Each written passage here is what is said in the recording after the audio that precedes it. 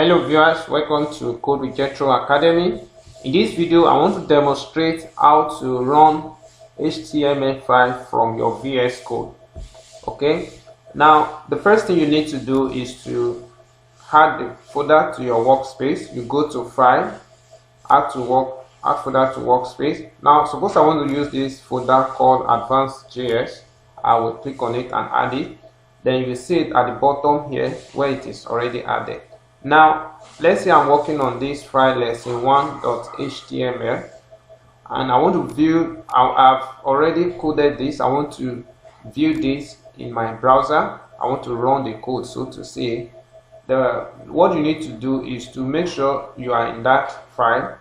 Right click on the file name from the side menu and click open in terminal. Okay, the file will open in terminal as you have it here, lesson 1, like this. Then while the tab is active, go to terminal, run active file, and it will automatically open the file from your browser, your default browser. So I'm using Chrome.